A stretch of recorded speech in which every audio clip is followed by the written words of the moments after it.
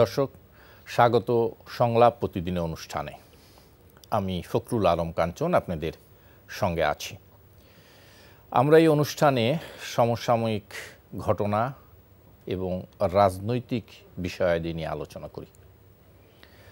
আজ আলোচনা করার জন্য দুইজন অতিথিকে আমন্ত্রণ জানিয়েছি। আমার সঙ্গে আলোচনা করতে স্টুডিওতে উপস্থিত আছেন বিএনপির প্রশিক্ষণ বিষয়ক সম্পাদক জনাব ABM মোশাররফ হোসেন, আছেন বাংলা ফাউন্ডেশনের প্রধান নির্বাহী অ্যাডভোকেট আবু হেনা রাজ্জাকি।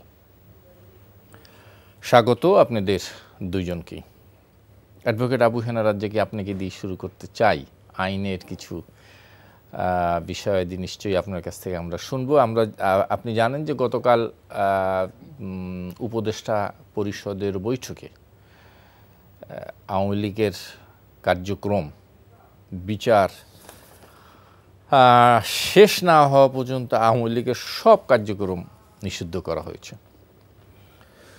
তো যদি এবং এই বিষয়ে কাল প্রজ্ঞাপন হবে, যদি এই বিষয়টা নিয়ে আমি আলোচনা করতে চাই যে আওয়ামী লীগের কার্যক্রম তো অলমোস্ট নিষিদ্ধই ছিল, মানে কার্যক্রমটা তারা তো প্রকাশ্যে কোনো কার্যক্রম করতে পারতো না, সেটি কেন নিষিদ্ধ করার প্রয়োজন হলো?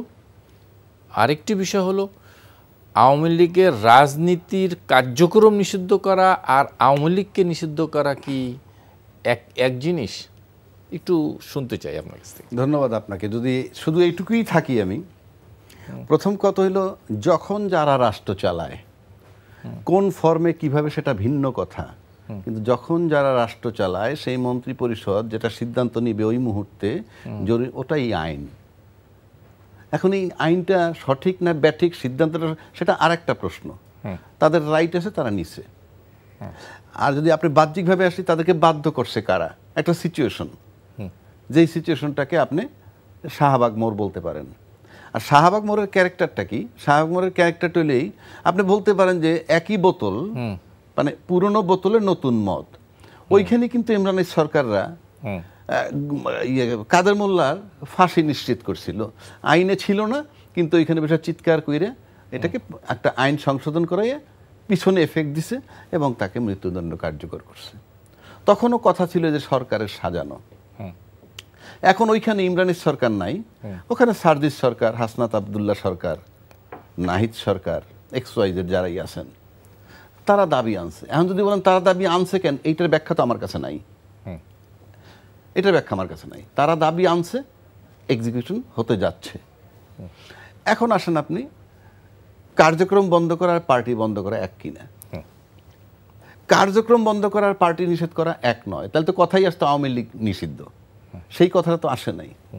আপনি যদি একটা গাড়ি চালান, গাড়ির সাথে তুলনা করেন, গাড়িটা কিন্তু চলছে, এই গাড়িটার একজন ড্রাইভার থাকে, গাড়িটা একটা ড্রাইভার থাকে, সেই ড্রাইভার হঠাৎ করে গাড়ির থেকে নেমে পালাইয়ে গেল গিয়া চাকরি ছাইড়া, মনে করেন, মানে চাকরি ছাইড়া কি কেউ বইলেও যায় নাই, পালাইয়ে গেল, গাড়িটা বন্ধ করে নাই, গাড়িটা চলমান।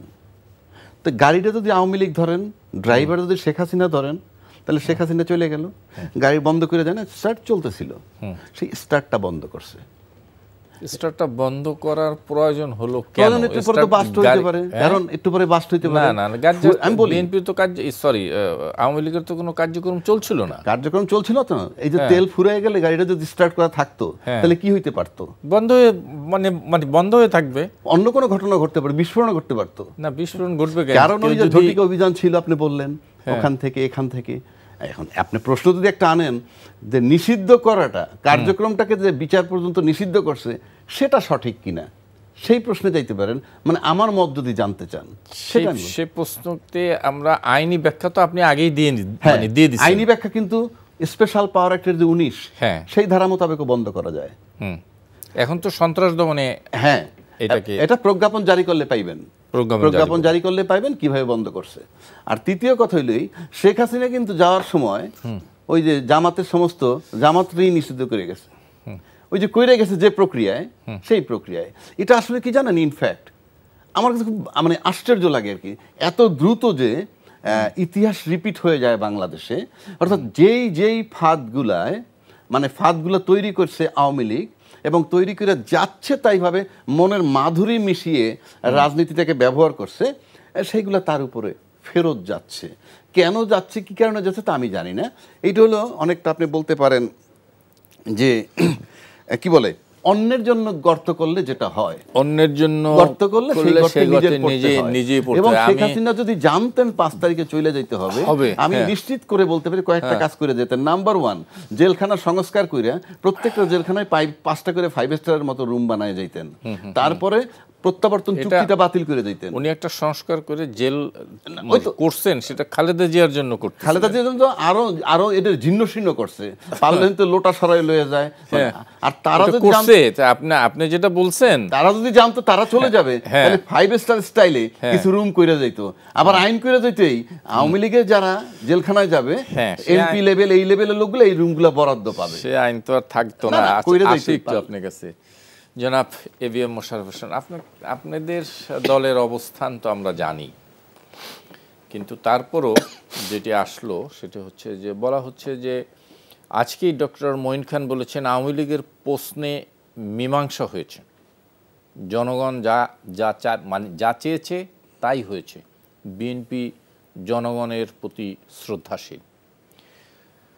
আপনারা প্রকাশ্যে বা ঠিক দাবি আকারে কখনো এই কথাটি চাননি যে আওয়ামী লীগের রাজনীতি নিষিদ্ধ করা হোক, এ দাবি কোনোদিন করেননি, কিন্তু বলেছেন।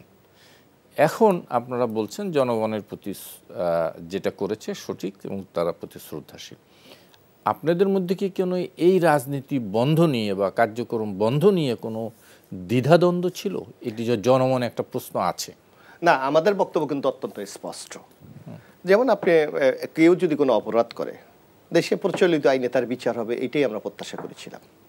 আওয়ামী লীগের বিরুদ্ধে সুনির্দিষ্ট বেশ কিছু অভিযোগ আছে। এই জুলাইয়ের গণ অভ্যুত্থানে প্রায় 2000 লোককে তারা হত্যা করেছে।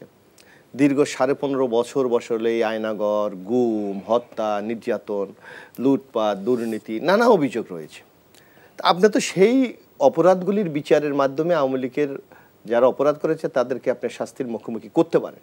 কিন্তু আমাদের আপত্তিটা ছিল একটা জায়গায় যে নির্বাহী আদেশে কোনো দলকে নিষিদ্ধ করলে এই এক্সাম্পলটা কখনো সুখবর নিয়ে আসে না। আপনি দেখেন একটা চমৎকার ঘটনা বাংলাদেশে ঘটেছে, আমরা হয়তো এইসব জিনিস নিয়ে আমরা বিতর্ক তুলি না। সাংবিধানিকভাবে কিন্তু জামাত নিষিদ্ধ ছিল, কারণ আওয়ামী লীগ নিষিদ্ধ করে গেছে কিন্তু নির্বাহী আদেশে সাংবিধানিকভাবে না, হ্যাঁ নির্বাহী আদেশে। অথচ আপনি দেখবেন শেখ হাসিনার পালিয়ে যাওয়ার পর একটা যে দলটার নিষেধ ছিল তাদের মানে প্রতীকও নাই এখন, নাই, সে তার সাথে কিন্তু রাষ্ট্র বৈঠক করেছে। এখানে কিন্তু আইন কোনো কাজ করে নাই। সুতরাং এই এক্সাম্পলগুলো জাতির জন্য কত একটা ভালো না, যার জন্য আমরা বলেছিলাম যে নির্বাহী আদেশে যে কোনো দলের বিরুদ্ধে বা যে কোনো সংগঠনের বিরুদ্ধে ব্যবস্থা নিয়ে আপনি প্রচলিত আইন অনুসারে তাদের বিরুদ্ধে ব্যবস্থা গ্রহণ করুন। কালকে আমরা কেন স্বাগত, আমরা কিন্তু আগেও বলেছিলাম, দেখবেন আমরা যখন মাননীয় প্রধান উপদেষ্টার সাথে দেখা করেছি, আমাদের দলের পক্ষ থেকে যে দাবি দেওয়া, সেখানে বলেছি আওয়ামী লীগের বিচার আমরা প্রত্যাশা করেছিলাম। কিন্তু কালকে যে সিদ্ধান্ত রয়েছে দেখেন আমাদের সেই কথারই কিন্তু প্রতিদ্বন্দ্বী। কি বলেছে, বিচার না হওয়া পর্যন্ত কার্যক্রম স্থগিত থাকবে।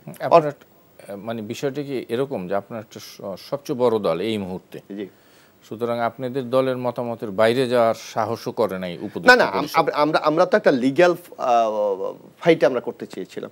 আজকে ধরেন আপনি মনে করেন আজকে আওয়ামী লীগকে আপনি এরা একসময় জামাতকে আপনি নির্বাহী আদেশে নিষেধ দিলেন, আওয়ামী লীগকে কালকে অন্য সংগঠন করবেন এর কোনো গ্যারান্টি আছে? যার জন্য কোনো ভয়টা কি আপনাদের নিয়ে ছিল? আমাদের না, যে কোনো ক্ষেত্রেই হতে পারে।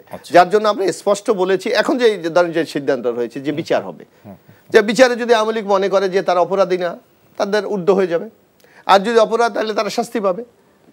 এই জিনিসটা কিন্তু আমরা চেয়েছিলাম। আজকে সেই সিদ্ধান্তটা কিন্তু এই জনমনের যে প্রশ্ন যে যেই গত 15-16 বছর আওয়ামী লীগ দ্বারা বিএনপি যেই মানে অত্যাচারিত হয়েছে, নিপীড়নের শিকার হয়েছে, হত্যা গুমের শিকার হয়েছে তাদের নেতা কর্মীরা, সেই আওয়ামী লীগের ব্যাপারে বিএনপি এখন এক ধরনের নমনীয় ভাব না, নমনীয় দেখাচ্ছে। না। আমি বিএনপি একটা গণতান্ত্রিক রাজনৈতিক দল, আমরা একটা মধ্যপন্থী গণতান্ত্রিক দল, আমরা কিন্তু চরমপন্থী রাজনীতি করি না। আমরা সবসময় কিন্তু একটা ডেমোক্রেট নর্মস ভ্যালুসের মধ্যে আমরা থাকতে চাই। আজকে আপনি যদি একটা গণতান্ত্রিক প্রক্রিয়ার মধ্যে না দিয়ে যদি আপনি কার্যক্রমগুলি করেন, তাহলে একটা সময় কিন্তু আপনার এই কার্যক্রম নিয়ে প্রশ্নবিদ্ধ হবে, আপনার প্রশ্ন দেখা দেবে জনমতে। একটা কোনটা? এই যে যদি আপনি জোর করে একটা দলকে এই করে দেন, বন্ধ করে দেন, কাউকে আপনি জেলে ঢুকিয়ে দেন। আওয়ামী লীগ কি একটি রাজনৈতিক দল? এখনো তো মানে সাংবিধানিকভাবে তো দল আপনি অস্বীকার তো করতে না, পারবেন কিন্তু কার্যক্রম তারা অতীতে যে কার্যক্রম সেটা চালিয়েছে তার জন্য আপনি বিচার করেন। অথচ আপনি দেখবেন আমাদের আপত্তিটা এই জায়গায় যে এই ইন্টিরিয়াম গভর্নমেন্ট দীর্ঘ 9 মাস তারা অতিক্রম করেছে। আমরা দেখলাম যে আয়নাঘর, যে মানবতার সবচেয়ে একটা নিষ্ঠুর আচরণ তারা করেছে। আপনি কি এখনো কি বিচার শুরু করতে পেরেছেন? কেন করেন না? সে প্রক্রিয়া তো না, চলছে। এখনো প্রক্রিয়া আমরা দৃশ্যমান আমরা কোনো কিছু দেখি না। না, দৃশ্যমান কেন? তারা বলছে যে একটা চার্জশিট অলরেডি এটা সাবমিটেড। হলো আন্তর্জাতিক মানে 136 জনের অনলি। হ্যাঁ, আবার আবার সোমবার দিন কি 15.5 বছরে 136 জন করেছে মাত্র? না, সেটি না, একটা প্রক্রিয়া তো আগাতে হবে। সেই প্রক্রিয়া অত্যন্ত স্লো। আমরা বলেছি সেটি আপনি বলতে পারেন, সেটি এটার আপনি গতি বলতে আনা পারেন, উচিত। সেটি আপনি বলতে এইটা তো পারেন, আমরা কিন্তু প্রতিনিয়ত বলে তারপর যাচ্ছি। আমরা বলবো যে বাংলাদেশের বিচার ব্যবস্থায় যে অবস্থা, যে প্রক্রিয়া বিচার হয়, সেই তুলনায় তো আমি মনে করি না যে আমি সবাই জানি যে বিচার চাইতে চাইতে জীবন শেষ। না, তারপরে এর জন্য আমরা কি বলেছিলাম জান, আমাদের পক্ষ থেকে আমরা না, শুধু অন্যান্য শক্তিগুলো বলেছিলেন যে আপনি এই যে অপরাধ শেখ হাসিনা মানবাধিকার বিরোধী বলেন, আপনার যে আইনের পরিপন্থী কাজ, যার জন্য আপনি স্পেশাল ট্রাইব্যুনালের সংখ্যা বাড়াতেন। আপনি একটা কেন করেন? আপনি 10টা স্পেশাল ট্রাইব্যুনাল করেন। কিন্তু তখন তো আবার সেটা নিয়ে না, কোনো প্রশ্ন আর কেন নাই। যদিও আরেকজন বিচারপতি নিয়োগ দেওয়া হয়েছে। মিস্টার কাঞ্চন, আমি আপনাকে আপনি যার জীবন থেকে এই যে আয়নাঘরের নামে 8টা বছর আপনি কেড়ে নিয়েছেন, তাকে কি ফেরত দিতে পারবেন? 8টা বছর সে সূর্যের আলো দেখতে পারে নাই, 8টি বছর সে জীবিত আছে না মৃত সে জানে না, এর কি বিচার হবে না? আমরা তো সেই প্রক্রিয়াটা দ্রুত শুরু করতে বলেছিলাম, কিন্তু সেটা তো হয়নি, এখনো হয়নি। আমরা এখনো দৃশ্যমান এদের বিচার হবে কিনা আমরা এখনো জানি না। আমরা এই কার্যগুলো দ্রুত করার জন্য দরকার হলে আইন সংশোধন যদি আপনি দরকার করেন, যত দ্রুত ব্যবস্থা নেওয়া দরকার নেই। হ্যাঁ, সে যদি উচ্চ আদালতে পরবর্তী নির্দোষ প্রমাণিত হবে, এখানে একজন আইনজীবী আছে, এরকম বহু ঘটনা ঘটেছে। নিম্ন আদালতে তার শাস্তি হয়েছে, উচ্চ আদালত থেকে খালাস পেয়ে গেছে।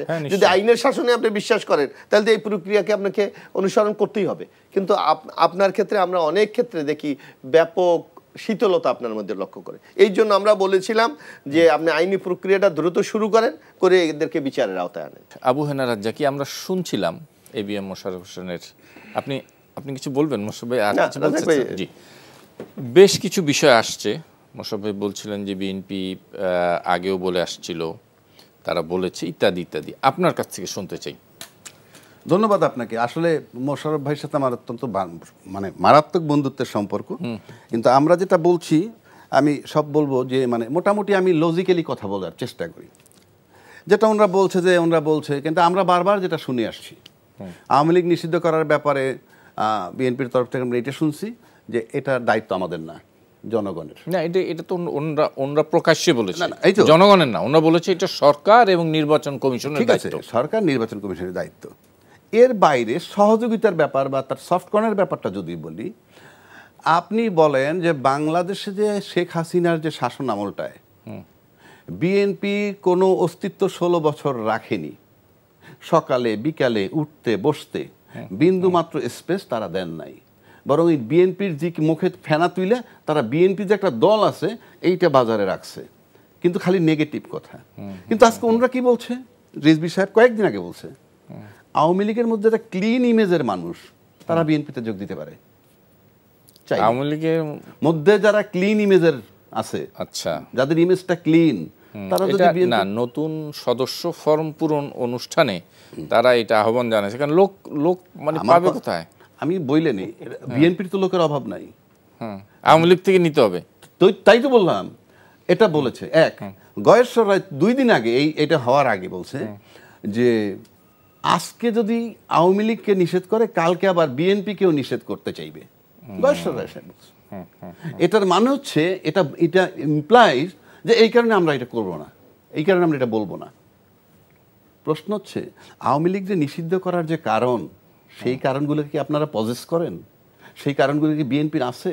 কথার কথা যেই কারণে আজকে আওয়ামী লীগ আজকে বাংলাদেশে কোথায় আছে আমি একটা কথা বলি আপনাকে বাংলাদেশে আওয়ামী লীগকে নিষিদ্ধ করার ক্ষেত্রে আজকে যে বিষয়টা স্বাধীনতার পক্ষশক্তি বিপক্ষশক্তি একটা টার্ম ছিল তাদের বেলায় বাংলাদেশে এখন যে এটা টার্মটা চলমান সেটা হলো ফ্যাসিজমের পক্ষশক্তি আর বিপক্ষশক্তি পরিষ্কার আওয়ামী লীগ ফ্যাসিবাদী আমরা ফখরুল ইসলাম আলমগীর সাহেবের কণ্ঠে বহুবার শুনছি ফ্যাসিস্ট দল ফ্যাসিজম ইত্যাদি ইত্যাদি নতুন যারা মাঠে আসছে এনসিপি তাদের এখনো রেজিস্টার্ড দল হয় নাই সকাল বিকাল বিএনপি তাদেরকে দল বলতে বলতে ফেনা তুলে ফেলতেছে এখনো তাদের বলা উচিত একটা নতুন সংগঠন যেহেতু রেজিস্টার্ড দল না কিন্তু তারা এত বেশি তাদেরকে হাইলাইট করতেছে তাদের ব্যাপারে যে তাদের দল বানাচ্ছে আচ্ছা এখন ফ্যাসিজমের পক্ষশক্তি সোজা কথা আওয়ামী লীগের ফেভারে যে একটা শব্দ বলবে এটার মানে হচ্ছে সে ফ্যাসিজমের পক্ষে বলে এক দুই আরেকটা কথা বলি আওয়ামী লীগ যে শুধু ফ্যাসিজম তা কিন্তু না বাংলাদেশে একটা মাত্র রাজনৈতিক অফিসিয়াল দল যারা বাংলাদেশের সার্বভৌমত্বকে বিনষ্ট করেছে সার্বভৌমত্ব হুমকির মুখে ফেলেছে সার্বভৌমত্বকে নষ্ট করে গেছে বাংলাদেশের প্রশ্ন করতে পারেন কিভাবে এবং একে রাজনীতি থেকে বন্ধ করা উচিত কি উচিত না তা জানি না বাট বাংলাদেশের সার্বভৌমত্ব যে নষ্ট করবে তার রাজনীতি করার অধিকার নাই এখন আপনি বলতে পারেন আওয়ামী লীগের আমি সেই অর্থে আওয়ামী লীগের রাজনীতি করার অধিকার নাই কারণ সে বাংলাদেশ সার্বভৌমত্ব নষ্ট করছে এখন প্রশ্ন করবেন কিভাবে বাংলাদেশ সার্বভৌমত্ব মানে কি বাংলাদেশ একটা ভূখণ্ড আছে এই ভূখণ্ডটা পাহারা দেওয়ার লোক থাকে এই পাহারা দেওয়ার লোক কারা বিডিআর অফিসার কারা সেনাবাহিনীর অফিসার 2009 সালে 57টা অফিসার মারা গেছে বাংলাদেশে এমন কোনো ঘটনা ঘটে নাই গিয়ে যত গল্প করুক আজকে কিন্তু কেঁচো করতে সাপ বেরোয়েছে যে আজকে এটা ষড়যন্ত্র করে মারা হয়েছে 57 জন অফিসার এই তাজুল ইসলামদের ইয়েতে কালকে পরশু পেয়ে যাবেন ইউএনের যে তদন্ত রিপোর্ট তাতেও বেরোইছে 57 জন অফিসার মারা মানে আপনি তো আপনার যে এই বাউন্ডারি রক্ষা করবে তাদেরকে হত্যা করছেন এবং এটার প্রতিবাদ করতে গিয়ে ক্ষোভ প্রকাশ করছে যখন সেনাকুঞ্জে গিয়ে আরও 200 অফিসারের চাকরি খেয়েছেন তার মানে আমার এলাকাটা যে পাহারা দিবে বর্ডার এই পাহারাদারকে আপনি হত্যা করছেন চাকরিচ্যুত করছেন তার মানে আমার সার্বভৌম পাহারা এটা অরক্ষিত করছেন আমার বাউন্ডারি নাম্বার 1 নাম্বার 2 এটার পর আপনি খেতাব পাইছেন আয়রন লেডি আপনার ভয়ে মাটি কাঁপে কারণ 57 জন অফিসার হজম করছেন 200 অফিসারের চাকরি হজম করছেন ওনাদের মতো রাজনীতিবিদ একদম নীরব ছিল হজম করছে এরপর আসলো কোথায় 2013 সালে ইন্টারনালি মৌলবী মারছে ছাত্র মারছে হ্যাঁ পাখির মতো মারছে তার মানে কি আপনার আমার বাহ্যিক যে সার্বভৌমত্ব সেটা নষ্ট করছেন আভ্যন্তরীণ আমার যে সার্বভৌমত্ব আমার স্বাধীনতা আমার নাগরিক অধিকার সেটা আপনি নষ্ট করছেন তৃতীয় দফায় আসেন আরও প্রমাণ করতেছে সার্বভৌমত্ব কেমনে নষ্ট করছেন আপনি 10 লাখ 12 লাখ রোহিঙ্গা ঢুকাই দিলেন দেশের মধ্যে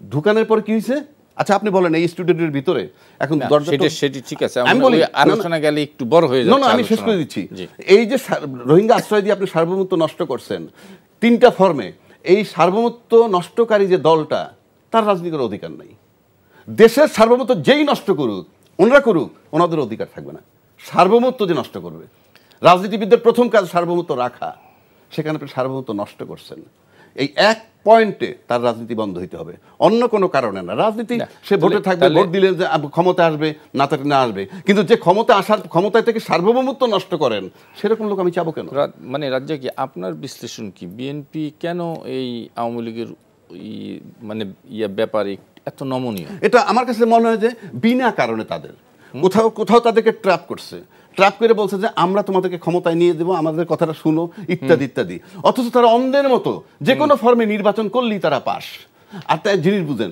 আমার বিজয় যখন সুনিশ্চিত আমি তৃতীয় পক্ষের কথা শুনবো কেন এটা শুনলে পরে শুনবো আগে নির্বাচন হোক তারপরে শুনি আপনি নির্বাচনের আগেই শুনতেছেন আপনি বলতেছেন রাষ্ট্রপতিকে অপসারণ করলে সাংবিধানিক সংকট হবে তা শেখ হাসিনার সরাইলাম তাতে হয় নাই সে তো সাংবিধানিক প্রধানমন্ত্রী ছিল এভিএম মোশাররফ হোসেন কি বলবো এই কথাগুলো একটু উত্তর শুনতে চাই রাজ্জাকি ভাই এটা তো সত্য যে আপনারা ইতিপূর্বে ছাত্ররা যখন এই আওয়ামী লীগের রাজনীতি নিষিদ্ধ করার দাবিতে সমস্ত রাজনৈতিক দলের কাছে গিয়েছিল বিএনপি জামাত হেফাজত সকলের কাছে এক্সেপ্ট দেন বিএনপি সবাই তাদের সাথে একাত্মতা প্রকাশ করেছিল কেন আমরা একাত্মতা করিনি আপনাকে কে বলেছে আমি তো আপনার কাছ থেকে শুনবো আমি যতটুকু জানি তারা ডাইরেক্ট বলেননি যে আমরা তোমাদের সাথে একমত তারা আপনি যখন যে কথা বলছেন এইটাই বলছে জনগণের সাথে আছি আপনার মতামতটা দেন যে হ্যাঁ ইয়েস আমরা তার রাজনীতি নিষিদ্ধ করার পক্ষে, এই কথাটা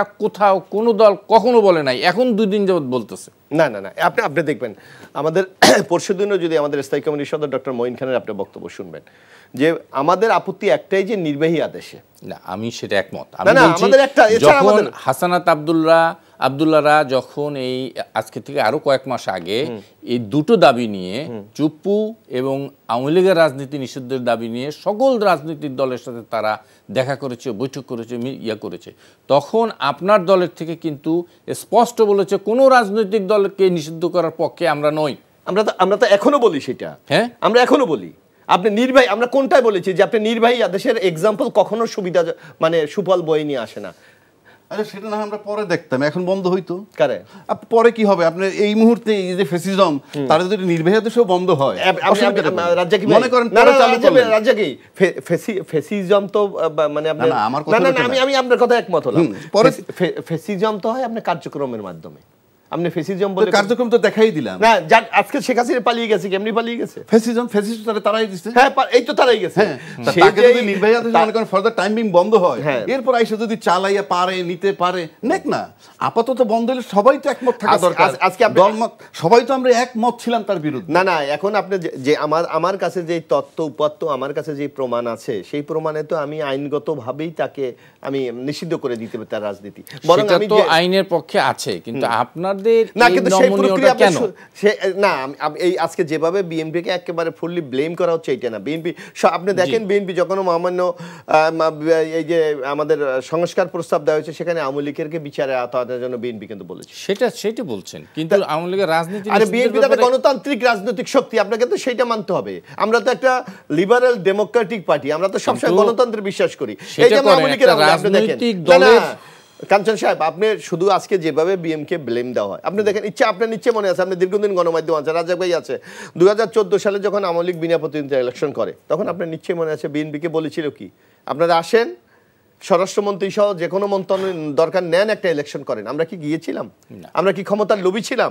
তাকে তো স্বরাষ্ট্রমন্ত্রী নিয়ে সেদিন আমরা ইলেকশনে গিয়ে সংসদে আমরা প্রতিনিধিত্ব করতে পারতাম, আমরা করি নাই। কারণ আমরা মনে করেছিলাম যে এই প্রক্রিয়া শেখ হাসিনা নির্বাচন করতে চাচ্ছে, এই প্রক্রিয়া বাংলাদেশে গণরায় প্রতিষ্ঠিত হবে না, বরং একটা ফ্যাসিস্ট সরকারকে সহায়তা করা হবে।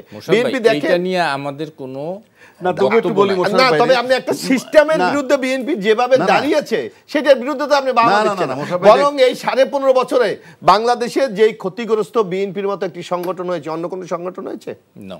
না, আমি একটা কথা বলি, আপনি যে কথাটা বলছেন, সেই জন্যই তো আমাদের আশ্চর্য লাগছে যে এই এরকম একটি ক্ষতিগ্রস্ত আওয়ামী লীগ দ্বারা নির্যাতিত দলটি কেন আওয়ামী লীগের রাজনীতি নিষিদ্ধ করার বিষয়ে তাদের দিল এত নরম।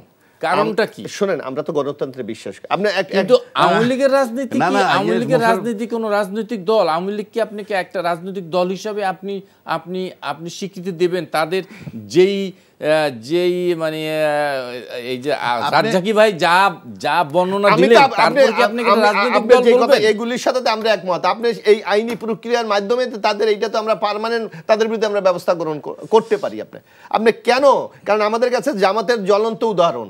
জামাতকে আপনি নির্বাহী আদেশে নিষিদ্ধ করে তার রাজনীতিকে নিষিদ্ধ করতে পেরেছেন? নিষিদ্ধ তো, এখনো তো নিষিদ্ধ। তারা করে না? তারা প্রধান উপদেষ্টার সাথে বৈঠক করে, তারা আপনার সংস্কার প্রস্তাব আপনি একদিকে আইন করলেন, একদিকে আপনি আদেশ দিলেন, অন্যদিকে আপনি মানলেন না, তাহলে কি দেখা যায়? এই যেমন আমি অন্য একটা আলোচনা করি। আপনি দেখেন, আজকে বাংলাদেশে কিন্তু একটা খুব ভয়ঙ্কর ব্যাপার ঘটে যাচ্ছে, আপনারা খেয়াল করছেন কিনা। আমার যারা এখন বর্তমানে সরকার পরিচালনা করে, তারা শপথ নিয়েছে যে তাদের কোনো গোপনীয়তা তারা ফাঁস করবে না। অথচ আপনি দেখেন, আমরা প্রতিনিয়ত পত্রিকায় দেখি যে মন্ত্রী পরিষদে কি আলোচনা হচ্ছে, কি হচ্ছে, প্রকাশ্যে ফেসবুকে স্ট্যাটাস দিচ্ছে। এটাকে আপনি কি বলবেন? দায়িত্বশীল ব্যক্তি তার নিজের ফেসবুক ভেরিফাইড প্যাডে যে এই সিদ্ধান্ত হয়েছে, এই গোপন কথা আলোচনা হয়েছে, সেটা প্রকাশ্যে বলেছে। এটা কখন আলোচনা হয়েছে? এরকম কোন উপদেষ্টা এই আপনি ফেসবুক দেখবেন, স্ট্যাটাস দেখবেন, আপনি দেখেন। আমার ধারণা আপনি কালকে মাহফুজ সাহেব যে স্টেটমেন্ট দিয়েছে আপনার, তার মতো একজন শপথবদ্ধ লোক সেটা কি দিতে পারে? সেটা তো তার, সেটা কি সে এই উপদেষ্টা পরিষদের মিটিং নিয়ে দিয়েছে? বলছে ডিসিশন এটা হয়েছে, না না আইনে একটা কথা বলি, এখানে বারে বারে বলতে আমরা গণতান্ত্রিক আইনি প্রক্রিয়ায় যাব। আমার ভাইকে একজনে পিটাচ্ছে, সে কিন্তু বেআইনি কাজ করতেছে, আমি পাল্টা ওই মুহূর্তে তাকে পিটাবো নাকি আমি পিটাইতে থাকুক, আমি থানায় যাই, পুলিশ যাইকে নিয়ে আসে। এখন একটা গণতান্ত্রিক দেশে কি আপনি কি আইন নিজের হাতে তুলে নেবেন? অফ কোর্স আমার ভাইকে মারতেছেন, বাধা তো দিবেন, বাধা তো দিব।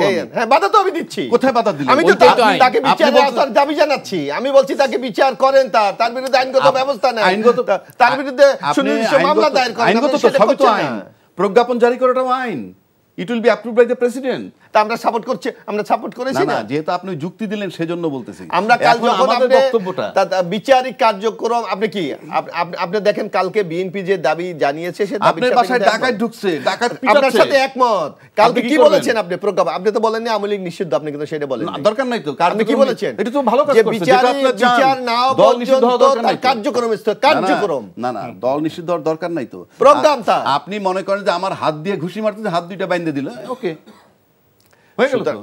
না আরেকটু যাই এমনি, মানে মোশাররফ ভাইয়ের আমার মনে হয় একটু বেশি ইয়া হয়ে যাচ্ছে। না অসুবিধা নেই, বেশি আমরা বেশি আক্রমণ তো করবেন, আমরা আপনাদের কাছ থেকে একটু ব্যাখ্যা চাচ্ছি। গণতান্ত্রিক শক্তির উপর আক্রমণ সারা জীবনই হয়। আমরা একটু ব্যাখ্যা চাচ্ছি। জীবনই হচ্ছে ডিক্টেটরদের উপর আক্রমণ হয়, না ডিক্টেটর আক্রমণ করে না, করছে 16 বছর করছে, তারপরে ছেড়ে গেছে। এইটা তো নিয়ম। আজ কোন ফ্যাসিস্ট আমি বলি, গণতন্ত্রের টার্ম যদি আনেন, তাহলে আমি একটা জায়গায় 5 না 10 লাখ লোক আমার সামনে সারিবদ্ধ হয়ে পড়েছে, এটা কিন্তু ডেমোক্রেসি না। মানে আমার পূজা সবার, মানে আমি আসছি 10 লাখ লোক, কিন্তু ওই 10 লাখের ভিতরে তো আরো 5টা নেতা আছে, সে যখন যায় পল্টন ময়দানে তখন 5 লাখ যায় না। আমি সিদ্ধান্ত যেটা দিব ওইটা চূড়ান্ত। এটা ডেমোক্রেসিতে আপনার গণতান্ত্রিক সিদ্ধান্ত মানাও তো একটা ডেমোক্রেটিক প্রসেস। গণতন্ত্রের সিদ্ধান্ত এইটা নাই, গণতন্ত্র চর্চায় যে আমি যাব 10 লক্ষ লোক, আমি গেলে সব ঠিক, কারো কোনো বক্তব্যই নাই। কে বলেছে এটা? আমি বলতেছি, আমরা আমাদের দেশের রাজনীতিটা দেখতেছি, সেই কালচার আমরা তৈরি করতে পারি নাই বলতে মাঝে মাঝে কেন তৈরি করতে পারি নাই? না সেটা করতে পারিনি। মানে মোশাররফ ভাইও তার এলাকায় যখন গিয়েছে, আমি তো দেখছি কয়েক লক্ষ লোক নিয়ে এসে, মানে এটা হয় আমাদের দেশে একটা ট্র্যাডিশন, আপনাদের অস্বীকার করতে পারেন। ট্র্যাডিশন অর্থ এটা ঠিক আছে, আইন লঙ্ঘন না, ট্র্যাডিশন অর্থ এটা অগণতান্ত্রিক না। না মোশাররফ ভাই, আমার মনে হয় একটু আলোচনায় যাই। এখন যে প্রক্রিয়াটা হলো, দুটো কথা নিয়ে আসছে এখানে। সেটা হলো যে এক ধরনের এই যে আওয়ামী লীগের রাজনীতি বা কার্যক্রম নিষিদ্ধ করা, এটা কিন্তু একটা বৃহত্তম আওয়ামী লীগ বিএনপি বাদে অন্য প্রায় সকল রাজনৈতিক দল একত্রিত হয়ে কিন্তু এই দাবি এবং আলটিমেটামের পরে এই জিনিসটা হইল। কিন্তু এটা কি অন্যভাবে হতে পারতো না? সকল দলগুলো একসাথে বসেই সেই ধরনের, আজকে মাননীয় প্রধান উপদেষ্টার নেতৃত্বে তো অনেক সংলাপ হয়, সরকার কি সে ধরনের কোনো উদ্যোগ গ্রহণ করেছেন? এই যখন আলোচনাগুলো হচ্ছিল, আপনি সরকারের তো দেয়, বরং সরকার কি বলেছে আপনি দেখেন, ঐক্যমতের কথা বলছেন না সরকার। আপনি যদি দেখেন স্ট্যাটাসগুলি, গভর্নমেন্ট যারা আমাদের মাননীয় উপদেষ্টারা আছে, দেখেন যে আমাদের গণতান্ত্রিক প্রক্রিয়া এবং আমাদের ইন্টারন্যাশনাল বন্ধুদের নানা শর্তের কারণে আমরা আওয়ামী লীগকে নিষিদ্ধ করতে পারি না। এটা তো বাংলাদেশ তো একটা রাষ্ট্র, আপনাকে সেই চিন্তা করতে হবে। এখানে ন্যাশনাল ইন্টারন্যাশনাল জিও পলিটিক্স নানা কিছু চিন্তা করে আপনাকে এগিয়ে যেতে হবে। আপনি হুট করে একটা হট সিদ্ধান্ত নিয়ে বাংলাদেশকে তো একটা ঝুঁকির মধ্যে আপনি ফেলে দিতে পারেন না। সুতরাং আপনাকে এই জিনিসগুলো মাথায় রাখতে হবে। আজকে যে সিদ্ধান্তটা হয়েছে, দেখবেন বাংলাদেশের এখন বর্তমান পার্লামেন্টে কারা? রাজনৈতিক দলগুলি। কালকে নির্বাহী আদেশে সরকার সিদ্ধান্ত নিয়েছে, রাজনৈতিক দল সমর্থন দিয়েছে। It is a Democratic process. কিন্তু আপনি যদি পার্সোনাল সরকার কোনো কিছু দেয়, এটাকে নানা কালার করে এটাকে কিন্তু অন্যভাবে সেটা রং দেওয়ার চেষ্টা করতো। আজকে সেই দিকেও কিন্তু আপনাকে বিবেচনা করতে হবে। জি, আবু হানিফ রাজ্জাক কি শুনেন, কি বলেন? জি প্লিজ। আমি বলছি যে বাংলাদেশের যে কায়দা, উনি একটু আগে বলছে যে ওনারা ক্ষমতার জন্য লোভী না। শেখ হাসিনা বলছিল স্বরাষ্ট্রমন্ত্রীর পদও আপনারা নেন, ওনারা যায় নাই। এটা তো সত্য কথা, আমি বলতেছি তো। বাংলাদেশে যদি এখন বলা হয় যে 50 জন উপদেষ্টা মানে মন্ত্রী পরিষদ বানাবে, 50 জনের মধ্যে 45 জনই বিএনপি নেবে আর 5 জন অন্যান্য দল নেবে, কিন্তু প্রধান উপদেষ্টা থাকবেন ইউনূস সাহেব, তাতেও কেউ যাবে না। না কেন?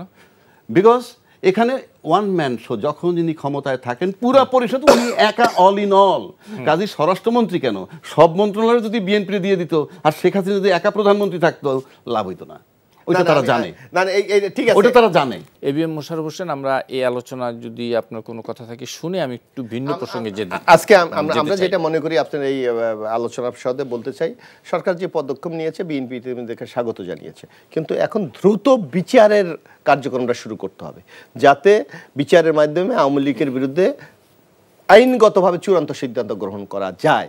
কিন্তু এই 9 মাস যেভাবে সরকারের ধীরগতি, এই একই অবস্থায় যদি এই বিচার কার্য চলে, তাহলে আওয়ামী লীগের বিরুদ্ধে কিন্তু আপনি কার্যকরী ব্যবস্থা গ্রহণ করতে পারবেন না, যেটা জনরায়ে জনগণের যে একটা অস্বস্তি আছে এটাকে আরও বাড়িয়ে দেবে। যার জন্য আমাদের দাবি, দ্রুত সে আওয়ামী লীগের এই বিচার কার্য সম্পন্ন করার জন্য প্রয়োজন হলে সরকার আরও ট্রাইব্যুনাল গঠন করুক, আরও বিচারক নিয়োগ দেউক, এবং এখনও যেভাবে তথ্য উপাত্তগুলি এখনও একটা তাজা অবস্থায় আছে, দিন যতই যাবে তত কিন্তু তথ্য উপাত্ত হারিয়ে যেতে পারে। যার জন্য আমাদের দাবি থাকবে দ্রুত বিচার কার্য সম্পন্ন করে আওয়ামী লীগের বিরুদ্ধে কার্যকরী ব্যবস্থা গ্রহণ করা। আমার মনে হয় এই কথাটা যেন উনি বলতেছেন, 16 বছর যে লোক সমস্ত প্রতিষ্ঠান ধ্বংস করেন, 16 বছর বৈশা একটা সরকারে আমরা বসানোর পর আমি নিশ্চিত করে বলতে পারি যে যত কথা কেউ সরকারকে সুযোগ দেয় নাই। বললে হবে না তো এখানে বসে বসে, মানে কোন সরকারের কথা? এই যে বর্তমান সরকার। কেন সরকার সুযোগ কি সুযোগ দিচ্ছেন আপনি? তার জজ পালায়ে গেছে, বাংলাদেশ ব্যাংকের গভর্নর পালায়ে গেছে, রাখেন খতিব পালায়ে গেছেন, এইটা করবে, দাবি দেওয়ার রাস্তা আছে, সংস্কার চলতেছে। আপনি 16 বছর ধ্বংস করছেন, আপনি তার কাছে 9 মাসে একেবারে বিচার টিচার করে সব দিয়ে আপনি রেজাল্ট দিয়ে দিবে। একটা বারো তো আমরা শুনি নাই যে দলমত নির্বিশ সব দল ঐক্যমত্য হইছে যে কেন বিচারের বিষয় তো ঐক্যমত্য শেষ করতে দেন। সবাই আমি একমত। সেই বিচারটা তাকে প্রপারলি করতে দেন তাইলে। হ্যাঁ হ্যাঁ, করতেছেন কোথায়? কোথায় বাধা কোথায়? আচ্ছা, হ্যাঁ বাধা আছে। কেন কোথায় বাধা? আমি তো কোন বাধা দেখছি। আপনি উপরেরটা নিচে নেন, নিচেরটা উপরে নেন, সবই তো ওই সরকারের, সবই তো ওই সরকারের। না কেন হচ্ছে আইন, এখন নতুন অ্যাটর্নি জেনারেল থেকে শুরু করে আইন কর্মকর্তা, আমি বলি যত A to Z তো নতুন এখন আসেন নেওয়া হয়েছে। এই যে বলতেছে যত সহজে শেখ হাসিনার বিরুদ্ধে যে আপনি মামলাটা এস্টাবলিশ করবেন, সে কি হাতে কলমে কাউকে খুন করছে? তার এভিডেন্স আছে, অডিও রেকর্ড আছে, আসামিরা গ্রেফতার আছে, আইজি থেকে শুরু করে কালকে না পরশু বোধহয় রিপোর্ট হবে, প্রতিবেদন দাখিল হবে। তারপর আসিফ নজরুল তো আগেই বলছে অক্টোবরের মধ্যে একটা রেজাল্ট পেতে পারে। আসুক, আমরা এটাই তো প্রত্যাশা করি। প্রত্যাশা করেন, ঠিক আছে, তো ডিসেম্বরে নির্বাচন দিবে, নির্বাচন দিয়ে চলে যাবে, এটা তো ঠিকই আছে। কিন্তু যে বারবার ওনারাই আবার বলতেছে আমরা দেখতেছি না, অলরেডি অক্টোবরের মধ্যে রেজাল্ট হবে, কালকে বোধহয়, কালকে বা পরশু হিসাবে আজকে একটা প্রতিবেদন দাখিল করেন। আমরাও চাই, কিন্তু মাঠে ময়দানে আলোচনায় কোনোভাবে যদি আমরা দেখি যে বিন্দু মাত্র পতিত সরকারের পক্ষ কেউ নেয়, তাইলে আমরা ধরে নিব সে ফ্যাসিজমের পক্ষে কাজ করতে চায়। সিম্পল। আপনি বিন্দু, কারণ এই ফ্যাসিজম যারা দেশের সার্বভৌম নষ্ট করছে তাদের পক্ষে একটা শব্দও কেউ বলতে পারবে না। বললেই আমি ধরে নিব যে তারা তাকে তাহলে সেইভাবে চায়। আবার ওই রাজনীতি তো বিএনপি বলছে, যারা বিএনপি আমার বিএনপি আওয়ামী লীগ আমার দরকার নাই। এখানে কাজ হবে একটু বলি, এখানে রাজ্জাক ভাই বলেছে, এখানে দেখেন বিচার করতে তো আমাদের সংকট হওয়ার কোনো কথা না। অলরেডি জাতিসংঘের একটা প্রতিবেদন আমাদের হাতে আছে। রাজ্জাক ভাই বলেছে বিডিআর হত্যাকাণ্ডের আমরা রিপোর্ট 2-1 দিনের মধ্যে আমরা পেয়ে যাব। এই যে গুম খুন আয়নাগর এগুলো তো জ্বলন্ত প্রমাণ। না মোশাররফ ভাই, এখানে ব্যবস্থা নিতে আমাদের বিচারের পরে রায় হবে সেটা তো ভিন্ন কথা। আমরা তো এই দেশের নাগরিক হিসেবে অ্যাকচুয়াল ফাংশনটা জানি, কি হইছে এটা আপনিও জানেন, আমিও জানি। সুতরাং বিচার না হওয়া পর্যন্ত তার পক্ষে একটা শব্দ বলা মানেও কেউ বলছে না তো। আপনি বলিনি তো, যে বলবে যে ওনারা এইভাবে আসলে পরে আমরা অ্যাকসেপ্ট করতে পারি, কিংবা ওনারে ধরছে কালকে আমারও ধরতে পারে, আরে ওনারা ধরুক, জাহান্নামে যাক না, আপনি এটা চিন্তা করেন কেন? এইগুলা যারা ভাববে তাদেরকে আমরা সেই পক্ষের শক্তি হিসাবে চিহ্নিত করব, যদি আমরা বিচারের আগ পর্যন্ত এই ধরনের কথা হয়। আর বিচারের আগ পর্যন্ত কথা হলো একটাই, তারা ফ্যাসিজমগিরি করছে, আয়নাগর বানাইছে, বিনা বিচারে হত্যা করছে, সুতরাং তার কার্যক্রম নিষিদ্ধ থাকতে হবে। জি, রায় হোক, আবার হোক। আপনি কোনো কথা থাকলে বলেন, নাহলে আমি একটু ভিন্ন প্রসঙ্গে যাই। সেটা হচ্ছে আজকে কোয়ালিশন, নাগরিক কোয়ালিশন নামে একটি প্ল্যাটফর্মে আমরা দেখেছি বিএনপি, জামাত, এনসিপি থেকে শুরু করে সকল রাজনৈতিক দলের নেতা থেকে এবং সরকারের পক্ষেও আপনাদের সংস্কার কমিশনের সে বদিউল আলম মজুমদার থেকে শুরু করে সকলে কথা বলেছেন, বিশেষ করে সংস্কার এবং সংবিধান বিষয়ে কথা বলেছে। আমি যদি একটু ছোট্ট করে আপনাকে বলি, এইভাবে নতুন করে সংবিধান লেখার বদলে প্রয়োজনীয় সংশোধনীর পক্ষে মত দিয়েছে বিএনপি এই অনুষ্ঠানে। যদিও এনসিপি বলেছে নতুন সংবিধান না হলে নতুন বাংলাদেশ গড়াও হবে না। আর জামাত চায় সবার আগে ব্যক্তি এবং দলের মধ্যে সংস্কার। এই প্রসঙ্গে আইন উপদেষ্টা বলেছেন নতুন সংবিধান প্রণয়ন সময় সাপেক্ষ, সব সমাধান সংবিধানে না খুঁজে প্রয়োজনীয় আইনের সংশোধনী করা যেতে পারে। তবে ঐক্যমত্য কমিশনের সদস্যরা বলেছেন জুলাই সনদে রাজনৈতিক দলগুলো লিখিত প্রতিশ্রুতি না দিলে রাষ্ট্র সংস্কার ব্যর্থ হবে। এই যে ঐক্যমত্যের কথা বলা হচ্ছে, আলোচনায় এখন আমরা দ্বিমত দেখি, বিএনপি একদিকে, জামাত একদিকে, এনসিপি একটা জিনিস চাচ্ছে। এই যে একটা অবস্থা, সেখানে রাষ্ট্র সংস্কার কত দূর, কোথায়? না, আমি সংস্কার ব্যাপারে কারো কোনো দ্বিমত নাই। আপনি দেখেন একটা ফেসিজম কিভাবে জন্মগ্রহণ করে। আমাদের তো দীর্ঘ 15 বছর অভিজ্ঞতা হয়েছে, যার জন্য দেখবেন আমরা আমাদের দলের পক্ষ থেকে বলি যে বাংলাদেশ জাতীয়তাবাদী দলের পক্ষ থেকে কিন্তু অভিজ্ঞতার আলোকে আগামী দিনে একটা গণতান্ত্রিক বাংলাদেশ তৈরি করার জন্য 31 দফা যদি আপনি দেখেন যে একটা সরকার, একটা দল, একটা দেশ কিভাবে স্বৈরাচার, এই 31 দফা আপনারা দিয়েছেন অনেক আগে। না আমি বলি এখন বর্তমান প্রেক্ষাপটে সেটাকে এটা প্রাসঙ্গিক। আমি বলি আপনি কিভাবে এটা প্রাসঙ্গিক। আপনি দেখেন আমাদের দেশে কিভাবে হয়, আমরা কি বলেছি আপনি দেখেন নির্বাচন ব্যবস্থা বাংলাদেশে একটা দল ফেসিস্ট হওয়ার তো কিছু উপাদান আছে, কিছু মানে কম্পোনেন্ট আছে। আপনি যদি নির্বাচনটা সঠিক না হয় তাহলে তো একটা ফেসিজম নিজের ডিজাইনে সব কিছু করতে পারে। যার জন্য আমরা বলেছি নির্বাচনকালীন একটা কেয়ারটেকার গভর্নমেন্ট বা নিরপেক্ষ গভর্নমেন্ট, যেটা একটা দলে যদি জনগণ যদি তার রায়টা দিতে পারে তাইলে কিন্তু ফেসিস্টটা কখনো মাথা দিয়ে উঠতে পারে না। সেইটা আমরা নিশ্চিত করার জন্য বলেছি যে আজীবনের জন্য একটা কেয়ারটেকার গভর্নমেন্ট হবে। আমরা বলেছি বারবার প্রধানমন্ত্রী হয় তার মধ্যে একটা আত্মহংকার জন্ম নেয়। দুইবারের বেশি প্রধানমন্ত্রী আপনারা মানে পর দুইবার বলছি হতে পারছেন, তারপরে আবার গ্যাপ দিয়ে আবার it is depend on practice. আপনি প্র্যাকটিসের করার পর জনগণ যদি অ্যাকসেপ্ট না করে, আবার জনগণের কথা আপনি নিজে তো একমত হচ্ছেন না ভাই। আপনি রেখেই দিয়েছেন কথা বলি, আপনি আজকে আমরা এই আইন করলাম যে আইনটা কর দরকার, পরবর্তী আপনার দেখা গেল যে নির্বাচনের মাধ্যমে জনগণ এটাকে অ্যাকসেপ্ট করে না। মানে অর্থাৎ আপনার মানে কি জনগণ যদি কোনো কিছু গ্রহণ না করে তাহলে তো কোনো কিছুই সেটা আপনি ইমপ্লিমেন্ট করতে পারবেন না। আমি আপনাদের একটা বক্তব্যের সাথে একদিকে আপনি বলছেন জনগণই সকল ক্ষমতার উৎস, তো যদি আপনি অবাধ সুস্থ নিরপেক্ষ জনগণ যদি তার রায়টা দিতে পারে, একটা সরকার যদি ক্ষমতায় থাকে, সে যদি জন আকাঙ্ক্ষাকে ধারণ করতে না পারে তাহলে জনগণের কাছে সেই ক্ষমতা আছে সে তাকে পরিবর্তন করে দেওয়া। মোশাররফ ভাই সেইটা তো নির্বাচনী ইলেকট্রনিক সিস্টেম, তো সেইটা না সেটাই। কিন্তু মানে মোশাররফ ভাই এই যে দেশে দেশে যে আইন আছে, হ্যাঁ আমেরিকায় যে আইন আছে, সেখানে যদি জনগণ চায় তাহলে কি 2বারের বেশি 3বার 4বার হইতে পারবে? এই কথা যদি আপনি বলেন প্রেসিডেন্ট, আমি তো একটা সিস্টেমকে আমি পরিবর্তন আনার আমি একটা প্রক্রিয়া শুরু করেছি। যেমন আপনাকে আমি একটা বলি, স্বাধীনতার পর এখানে তো রাজ্জাকি ভাই বলবে আমরা প্রেসিডেন্সিয়াল ফর্মে গভর্নমেন্টে ছিলাম, আবার পার্লামেন্টে চলে আসছি না, আবার প্রেসিডেন্ট চলে গেছি না, আবার আমরা পার্লামেন্ট। সুতরাং এটা তো প্র্যাকটিসের উপর ডিপেন্ড করে আপনার জনগণ কোন জিনিসটাকে অ্যাকসেপ্ট করে। আপনি যদি আমরা মনে করি এই প্রক্রিয়া চলে না, আবার চেঞ্জ হবে। গণতান্ত্রিক ব্যবস্থা তো সেইটাই হলো সবচেয়ে মুখ্য বিষয়। একটু শুনে আসি। জি, ভেরি সিম্পল আমার কাছে।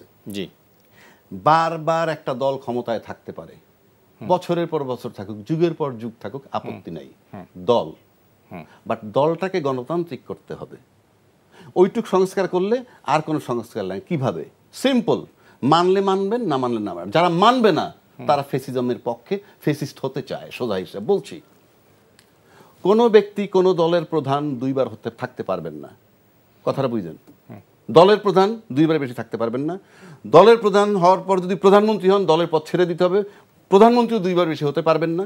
অর্থাৎ দলীয় পদ এবং জনপ্রতিনিধি পদ একই সময় ধরে রাখতে পারবেন না এবং 2বারের বেশি থাকতে পারবেন না। সে উপজেলা চেয়ারম্যান হোক, ইউনিয়ন চেয়ারম্যান হোক, এমপি হোক আর প্রধানমন্ত্রী হোক, 2বারের বেশি থাকতে পারবেন না।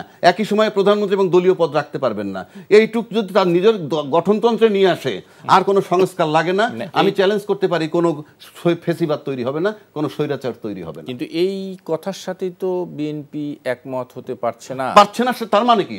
তার মানে চায় না তারা। না, কোন জায়গায় একমত হতে পারছে না? এই যে পরপর আপনি 2বার, সোজা কথা, পরপর নাই, 2বার প্রধানমন্ত্রী, 2বার বেশি, 2বার দলীয় প্রধান, 2বার দলীয় পদ, দুইবার আমি MP আমি আমি আমি আমি একটু রাজ্জাকের সাথে একটু যোগ করি। এখন ধরেন একটা দল, হ্যাঁ দল থাকুক, না আমি একটু বলি, আপনি যে কোনো ধরেন আপনি মনে করেন মিস্টার এ দল, এ দল জন মনে করেন সে তো যে কোনো নির্বাচনের সময় তার একটা ম্যানিফেস্টো থাকে, তার একটা কর্মসূচি থাকে, যেটা জনগণের কাছে সে উপস্থাপন করে। যদি এই আমার কর্মসূচির প্রতি আপনার সমর্থন থাকে, আপনি আমাকে রায় দেন। হ্যাঁ ঠিক আছে। তো তার এই এখন সেই দল মনে করবে কাকে দিয়ে তার এই কর্মসূচি বাস্তবায়ন করবে, কারণ সে যদি এটা বাস্তবায়ন না করতে পারে পরবর্তী সময় তার দলকে কিন্তু সে আবার বাস্তবায়ন করতে পারবে না, দাঁড় করাতে পারবে না। ব্যক্তি পারবে, দল পারবে না। এখানে আপনি ইম্পোজটা কেন করতে যাবেন? তাহলে আপনি বলতে চাচ্ছেন ব্যক্তি পারবে?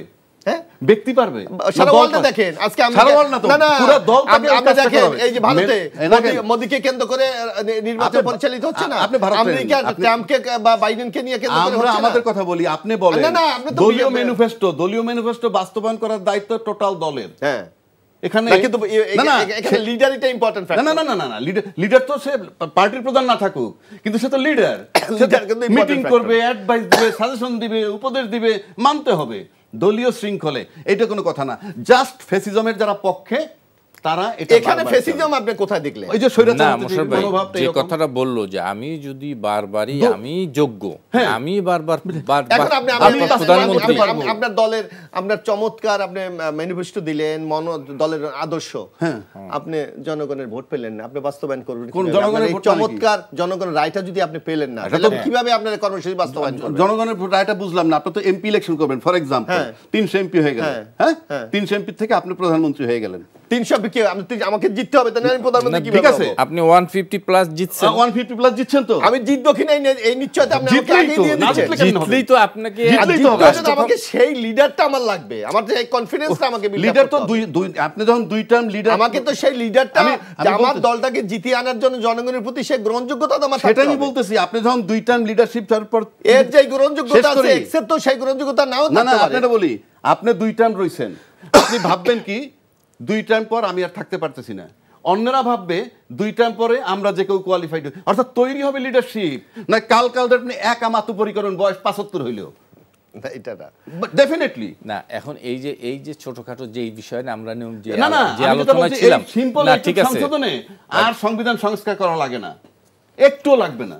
গঠনতন্ত্রে খালি এটা ঢুকাই দেন আপনি নিজের গঠনতন্ত্রে, আর লাগে না। কিন্তু এই যে কোনো সংশোধন লাগবে না। না মানে রাজ্জাকি ভাই, আপনি যেটা বলছেন আপনি যত সহজে বলতে পারছেন আসলে না, প্লিজ আমি একটু শেষ করি। কিন্তু বাংলাদেশ এবং এই সাবকন্টিনেন্টের রাজনৈতিক যেই ধারাবাহিকতা, যে ঐতিহ্য, যে প্রথা এখানে চালু রয়েছে, সেইখানে এরকম একটি ব্যবস্থাপনাতে গিয়ে এই যে রাজনৈতিক নেতা কর্মীদের মধ্যে কিন্তু এক ধরনের দ্বিধা, তারা মনে করছেন, তারা যেটি বলতে পারছেন না, মোশাররফ যেটি বলতে পারছেন না যে আমি এক্স কে লিডার না রাখলেই আমার ভোটে আমি হেরে যেতে পারি। এই যে আশঙ্কা, আমার শেষ করতে দেন, এই যে আশঙ্কা, আমি বললাম তো বিষয়টা আমাকে বলতে দেন। এই কথা যদি মোশাররফ সাহেব বলে বা মোশাররফ এক্সওয়াইজেড, হ্যাঁ 2 টার্মের পর থাকা উচিত না, এটা বলুক, কালকে সকালবেলা সে চিঠি পাবে যে তুমি আমার দলে নাই, অর্থাৎ ওনাকে বলতেই হবে। আপনি শুনেন, আপনি একটা লোক বারবার প্রধান থাকবে এবং ওনাদের বক্তব্য বাস্তবায়ন করার জন্য উপযুক্ত ব্যক্তি তিনি, এটা বলতে চাচ্ছে। মানে কিন্তু আমি যদি দেখি, শুনেন, আমরা তো দেখেছি এখানে অনেক বড় নেতা, অনেক বড়, মানে আমি নামই বলি যদি, ডক্টর কামাল ওই দলের থেকে বেরোয় আসছে, ভোট 5000 ভোটও পায় না এই মিরপুরে। তার মানে কি? তার মানে হচ্ছে এইখানে এই দেশের রাজনীতি, না ব্যক্তি তৈরি করা ছাড়াও এদেশের রাজনীতি, তারপরে উত্তরাধিকার, সবকিছু মিলিয়ে যে রাজনীতি এখানে ব্যক্তি কোন, এখানে ব্যক্তির মাধ্যমে, এখানে যদি আপনি হইলেন কোন নিয়মে, যদি তাই হয়, তাহলে আওয়ামী লীগের যে আজকে যে অবস্থা দাঁড়াচ্ছে না কেন? আচ্ছা, আমরা একেবারে শেষের দিকে আছি, আমি একটু ইয়া করি, মানে কি বলেন, শেষের দিকে আসি, আমি তো শেষ করে দিই, রাজ্জাকি ভাই শেষ করুক। আচ্ছা, আমি রাজ্জাকি ভাইয়ের সাথে একটা জায়গায় দ্বিমত পোষণ করি। আপনি যদি আমাদের কোন জায়গায় আমাদের গণতান্ত্রিকে প্রাতিষ্ঠানিক দিতে সংকট আছে সেইগুলো, যেমন আপনি মনে করেন নির্বাচন কমিশনে, আমি বলি নির্বাচন কমিশন আইন কি আপনার একটা সুস্থ নির্বাচনের সহায়ক না? অবশ্যই সহায়ক, কিন্তু সংকটটা কোথায়? যে আপনি এটা যদি ব্যত্যয় ঘটে তাহলে এর রেমিডি কি? আপনি সেইটা নাই, আপনি সেইটাকে ইনক্লুড করেন যে যদি একটা নির্বাচন কমিশন নির্বাচন করতে ব্যর্থ হয়, এই ব্যর্থতার কারণে তার এই শাস্তি হবে। আপনি দেখবেন পরের দিন ও সাহসী পাবে না কোনোদিন এই অপকর্ম করার জন্য। একজন বিচারক একজনের পক্ষে বায়াস রায় দেবে, সে যদি মনে করে এই রায়ের বিপরীতে পরবর্তীতে আমার বিরুদ্ধে এই শাস্তি হতে পারে, জীবনে ওই সাহসটা পাবে না। ওই জায়গাটাকে আপনি ইনশিওর করেন, বাংলাদেশের গণতন্ত্রের ক্ষেত্রে কোনো সংকটই তৈরি হবে না। আর আমি যেটা দেখছি, বাংলাদেশের যে দুইটা বড় দল, সেই দল থেকে সিদ্ধান্ত নিয়ে যারা এমপি নমিনেশন দিবে সেই পাশ করবে বা সেই পাশ করে। আমরা এমনও দেখছি ওই আসনে সে ভোটারও না, ওই আসনে সে থাকে না, কিন্তু তাকে নমিনেশন দেওয়া হয়েছে ওইখান থেকে। পাশ করে কেমনে? দলের ইমেজ। হ্যাঁ, তাহলে সেটা কি গণতন্ত্র নাকি? আপনাকে জনগণ ভোট দিবে, আপনার এলাকার জনপ্রতিনিধি বানাবে। আপনি না, ওই দলের প্রতি জনগণের যে আস্থা, সে আস্থাকে তো আপনি অ্যাভয়েড করতে পারেন না। সেটাই তো বলতেছি। আমার দীর্ঘদিনের দলীয় মানে কর্মকাণ্ডে আমার প্রতি জনগণের যে আপনার প্রতি আস্থা না তো, আমার আমি যে দলের রিপ্রেজেন্ট যে করছি, চিফ, হ্যাঁ, তার প্রতি আস্থা, তার প্রতি লয়ালিটি, যে উনি নমিনেশন দিবেন এটাই করতে হবে, বুকে পাথর বেঁধে নমিনেশন মেনে নিতে হবে। কেন আমি বলি, আমি সালাউদ্দিন, আপনি চেনেন, টকশো করছি, সালাউদ্দিন আওয়ামী লীগের, তার ঘনিষ্ঠ বন্ধু ফেরদৌস, যে আমরা নাম নিয়ে না বলি, না এক্সাম্পল দিলে তো ওনাকে এক্সাম্পল দিতে পারি না, আছে, তাহলে উনি আমার উপরে খেপবে। আন্দোলন করলো সে, টকশো করলো সে, সাফাই গাইলো সে, নমিনেশন দিল ফেরদৌস রে, তাই নাই, কেউ মেনে নেয় নাই। ওনার সিটে যদি কালকে ওনার বদলে আরেকটা তৃতীয় ব্যক্তি নমিনেশন দেয়, উনি মেনে নিতে পারবে না। সেটি হলো নমিনেশনের বিষয়। আমি বলছি এটার মানে হচ্ছে এই যে গণতন্ত্র না থাকলে সুপ্রিম নেতা যা করবে ওটাই চূড়ান্ত। এটা কনফিডেন্সটা আমাদের থার্ড আমি বলছি দল যাকে নমিনেশন দিল সেটা নমিনেশনের একটা বিষয়, এটা তো 19-20 কম বেশি হতে পারে, কিন্তু জনগণ যে আস্থা রাখলো ওই দলীয় নমিনেটেড লোকের প্রতি, সেটাকে আপনি অ্যাভয়েড করবেন কিভাবে? আপনি জনগণের আস্থাটা কেমনে বুঝাইতেছেন আমি ঠিক বুঝি না। ভোটে যখন জিতে আসছে, হ্যাঁ, এবিএম মোশাররফ হোসেনকে যখন দলীয় নমিনেশন দিয়েছে, আমাকে দেয় না, এবিএম মোশাররফ হোসেন যদি ভোটে জিতে আসে, তাহলে সেটা জনগণের আস্থা। তাহলে ওনাদের দলীয় ভোটগুলো তো আছে, দলীয় ভোটগুলো তো নষ্ট হয় নাই। শব্দ ভোট আপনাকে দেবে এমন কোনো কথা না, ওইটা বলতেছি না। হ্যাঁ, ক্ষমতায় না থেকে যখন ইলেকশন করলো 8টা সিট পাইলো কেন? ওই ইলেকশন হয়েছে, হয় নাই তো, তাহলে এইভাবেই তো চলবে। আর আপনি যদি লিডারশিপ তৈরি করেন, তাহলে ওই সুপ্রিমেসিটা আসবে না, I am all in all. Leadership change হয়ে যাবে after every 8 years, after 2 terms leadership change হয়ে যাবে, নতুন লিডার। একদম 30 সেকেন্ডে মোশাররফ ভাই আপনাকে নতুন লিডার। আমি রাজ্জাকি ভাই, সবার আমাদের কারণ গণতন্ত্রের এইটাই হলো বড় সৌন্দর্য। আমি এক মতামত দেবো, রাজ্জাকি ভাই দেবে, আপনি এইটাই হলো সৌন্দর্য। কিন্তু সামগ্রিক জন আকাঙ্ক্ষাকে যে ধারণ করতে পারে, সেই ইজ দ্য লিডার। আমার মনে হয় আমি শেষ করে, যদি আপনি একদম 10 সেকেন্ডে কিছু বলতে চান বললে আমি শেষ করে দেব। জি, লিডার হইল সেই লোক যিনি লিডার তৈরি করেন। যিনি এককভাবে লিডার থাকেন তিনি লিডার নন, তিনি একজন ডিক্টেটর।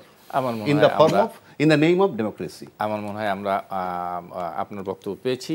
জনাব এবিএম মোশাররফ হোসেন, জনাব অ্যাডভোকেট আবু হেনা রাজ্জাকি, আপনাদের দুজনকেই অনেক অনেক ধন্যবাদ। দর্শক, আপনাদেরকে ধন্যবাদ যারা এতক্ষণ আমাদের সঙ্গে ছিলেন। আগামী অনুষ্ঠানে আবার দেখা হবে। শুভ সন্ধ্যা।